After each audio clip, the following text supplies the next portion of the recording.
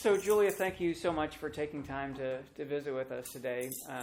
As I just mentioned, we really we want to preserve the history of Central Missouri Community Action, and there are so many people that have contributed so much to this organization. We wanted to have some conversations with people and share that with the rest of the world, and kind of bask in your glow a little bit. Mm-hmm. So I just really want to kind of pick your brain a little bit about your experiences and the highs and lows of your time with what was then Central Missouri County's Human Development Corporation. So if you could just kind of start with like the years that you worked for the organization, and just kind of some general memories about your experiences and what you did for the organization. Right. Yes, I joined in April of '75 and lasted until '86. It was my first day was very interesting. As I told you, it was at on a building on 7th and Broadway, and the previous director had long gone. So I arrived, and on the desk that I was assigned was a long yellow sheet of paper with everything that had to be done within the month. And Chris Kelley was my boss then, and he did come into the room later and said, "You can get on with it. Just do it." And that's still how he operates, isn't it? I suppose so. And he, and one of the first jobs I had to do was arrange a recognition luncheon by the end of the month for all the grandparents. But anyway, I... And the position was the director of the Foster Grandparent Program. Right. Yeah, right. And as I was saying, it was a wonderful job because you got to meet all these wonderful people, and of course you had to learn all the rules and regs, and deal with it. Action was the funding source at that point, and who had no idea what it was like to live out here compared to Washington D.C. So they would say things like, "Well, how many Indians do you have in your program?" "None." "Why not? That's Indian country." And all of these silly things, but anyway, back to that, getting in started. We had at the time grandparents at Woodhaven, about 12, 15 at the Fulton State Hospital, place for youth who were more in trouble with themselves and the law than much else, and some in Head Start. And we were, at first, just in 5 counties. And then by the time I left, we had 75 grandparents in 8 counties. And that's still about the size we are today. Yeah. But, it was a wonderful job. It really was, and I miss it terribly. Well, and so now you serve on the Foster Grandparent Advisory Board, so you at least still get a taste of it. Mm-hmm. When did you join the board? When I came back. Yeah. Well, at first I approached Anne, and I think it was a year or so later. She said, "Would you please come on?" And I said, "Yes, of course." So, it was. And has that been a good experience for you, kind of guiding the work? Yes. Someone with your experiences, it's really helpful to have on the advisory board, so that you really have a good sense of how things should be. Well, you have to be a little careful what you say, but it's. I think the present director is doing a fine job. So we love Julie. She's been there for a year or so now, and seems to be doing a very, very good job. Yeah, seems to be. So and the experience with meeting all the grandparents, they were such wonderful individuals, and at the time, Action was saying things like, "Well, the program gives older folk a reason to get out of bed in the morning." And I thought that was pretty, I don't know how to explain it exactly, but I thought it was sort of a put down. And it was far more than that once they got involved. They loved what they were doing. Even the children the boys and girls at the youth center at Fulton State Hospital, they cared about their grandparents, and they were so careful. If some other delinquent, shall I say, swearing or doing something wrong, not in front of my grandmother sort of attitude. Wow. And we did have some deaths, which were tragic, and I was sitting at the funeral service for one of them, and the boy in front of me put his arm around his grandmother and it said, "You're not going to die on me, Gran, are you?" Wow. And, it was so touching. And so it was a wide experience. And I've talked to some grannies even just recently. One of them was able to present an award to one of the local elementary schools, and I was talking to her afterwards, and she said it has given her life meaning. And I mean, wow, what an amazing experience to be able to offer to somebody, in their senior years. It's just a phenomenal program. Right. I'm curious about the facilities. I love hearing about the old facilities. You said that the old building that you started in was at Broadway and 7th Street. Can you describe that facility a little bit for us? Okay, it was across the street from the old library, and that's a very small building. You could park on the street, but of course you had to pay. Mm-hmm. But yes. Some things never change. Yeah. The door went up. Not the door, but the steps from the front door went up and up and up and up to the second floor. And it was a ramshackle little place, that's all I can say. And I had a small office, and there was the accounting department, and the head of finances was, let me go down the hall. David Thayer was the director, then there was Chris Kelley, and Ann Marshall was the head finance person. Okay. But there was nothing luxurious about the place at all. I think the furniture we had was all government leftovers. Mm-hmm. Probably military surplus. Yeah. Mm-hmm. And the floors creaked and the bathrooms were terrible, and it's just, but we got on with Good what we had to. nonprofit center, right? Yeah, but we got on with what we had to do. Right. Yeah. And then about what year was it that you all moved into the old church on Providence? I would say somewhere in the late 70s. Mm-hmm. Mm-hmm. And then you were there throughout the rest of your tenure, I guess, yeah. Mm-hmm.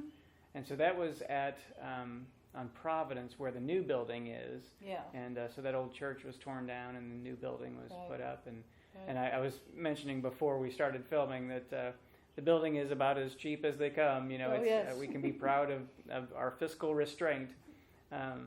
You So can. you mentioned this book, the Nancy Reagans To Love a Child. Mm-hmm. Can you tell us about your interest in this book and your comments about it? Yes, I had a grandfather who was living in a nursing home and board stiff, and he was only about 65.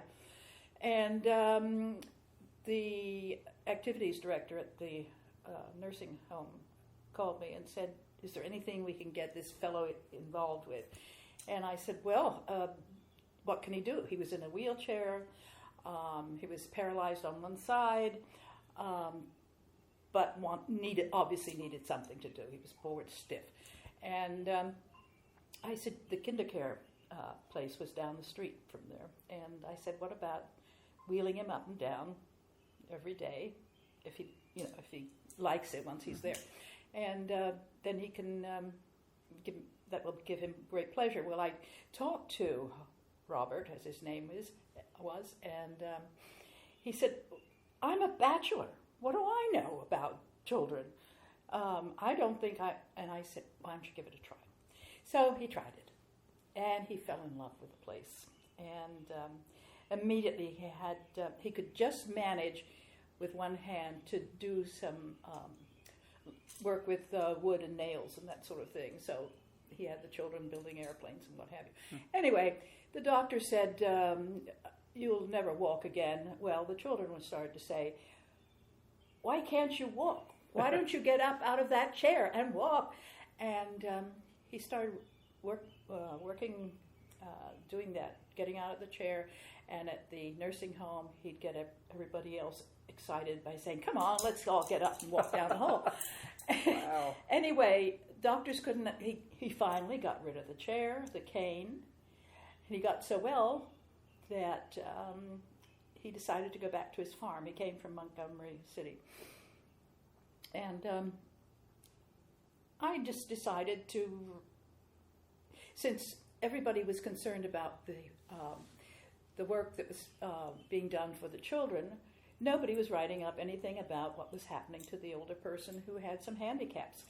And so I wrote up all about Robert and how wonderful he'd been and sent it into action, thinking nothing more of it. And apparently at that point, Nancy Reagan decided she was going to write a book about the foster grandparents and selected my story on Robert. Amazing. And that's in chapter 2, you said. Yes.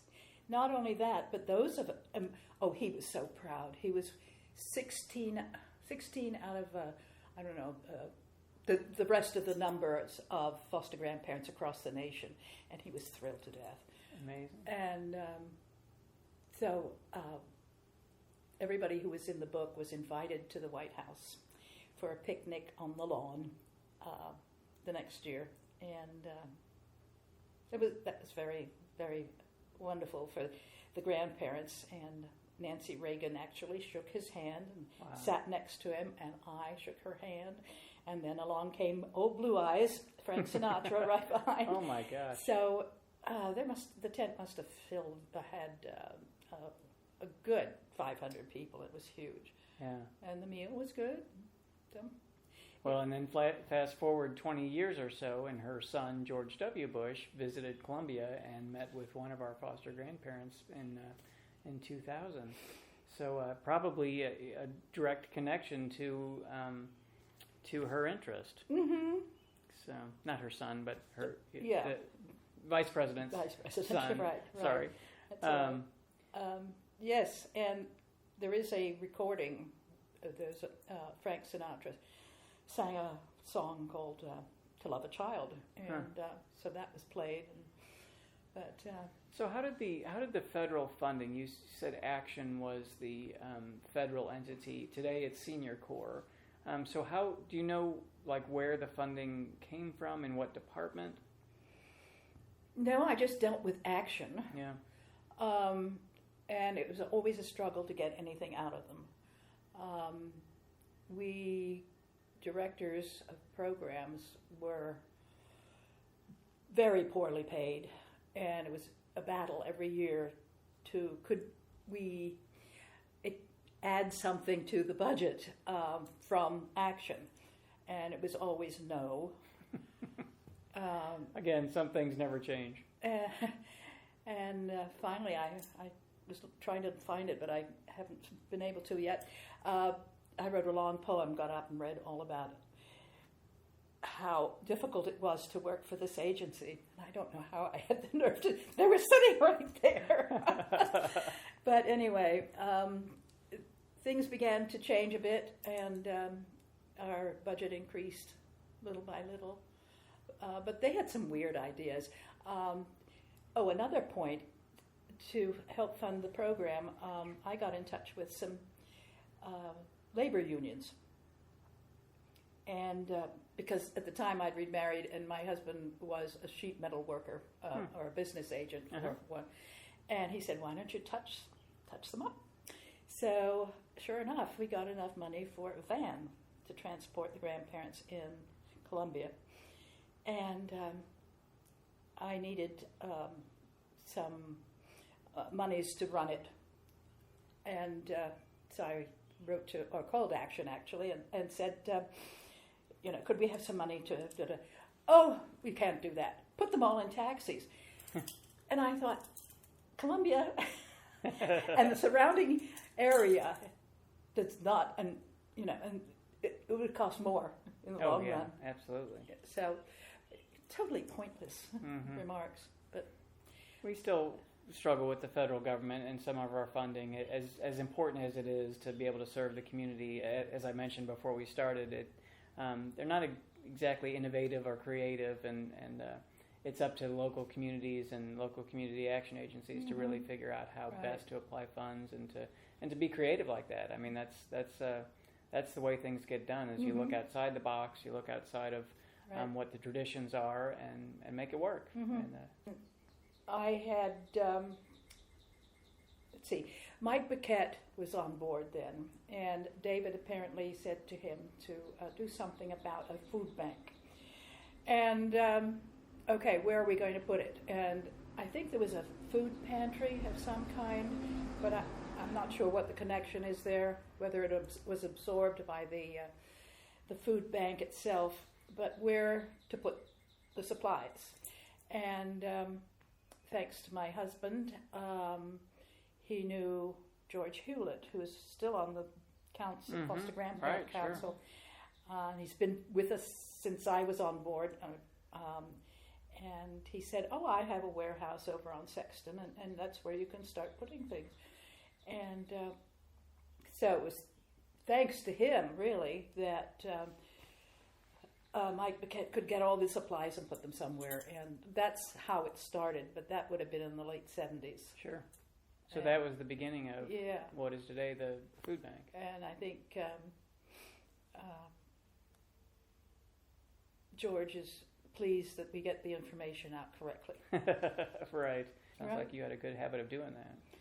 Well, one learned very quickly where you could, pull a few strings and get on with it. Yeah. So, yeah. But do you have any particularly fond memories of your time with HDC and foster grandparents? Anything that stands out in your mind? It all does. Yeah.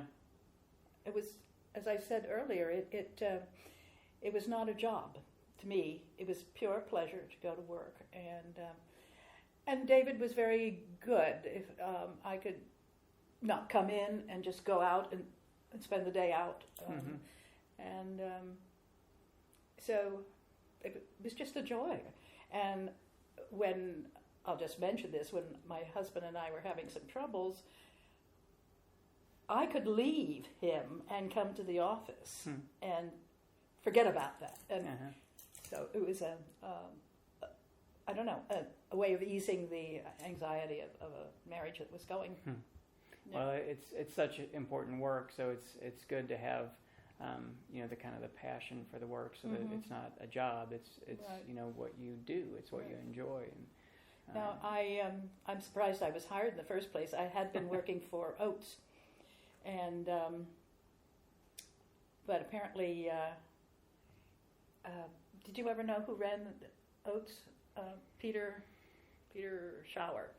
Yeah, I believe so. And he got in touch with Chris Kelley and said, hire this girl. So. Wow, and there you have it. Wow. So Chris Kelley has been a longtime friend of Central Missouri Community Action. Do you have any inside scoop or dirt on him that you could share? No dirt, no. But David and I and Chris and his wife used to get together for Saturday bridge night, which put me in terror because I'm not a very good player of bridge. But it was kind of fun, and they used to have picnics out on the lake where they used to live. No, he was a very pleasant person, but he certainly expected me to get on with it. And there was that list, and I managed to get through it. So that's fantastic. Well, Julie, I don't feel like I could do the work that I do today if it weren't for the kind of work that you've done in the past and some of the colleagues that you've mentioned. You laid such a strong foundation for our organization, and I hope that we have another 50 years. I hope we can end poverty before 50 years, but we may not be able to, and in the meantime, we're going to do everything we can to serve our communities and help people who are struggling. And I can't thank you enough for your service and all that you've given to this organization, to the community that we serve, and to all the foster grandparents that you work with and change their lives. Thank you for that. It's very nice to be recognized, I guess. The only time anything nice, aside from what you've just said, was Chris Kelley. 2 years ago, we had the Foster Grandparent Recognition Luncheon, and I invited him to come. And he got up and spoke and turned to me and said, "This is Julia's program. If it hadn't been for her, you wouldn't be here." Wow. And came over and kissed me. I thought, oh, dear. Wow. So, as I say, it was not a job to me. It was just pure joy. Well, we thank you. You're very welcome, and keep up the good work. Do the best we can. Yeah, sure we will.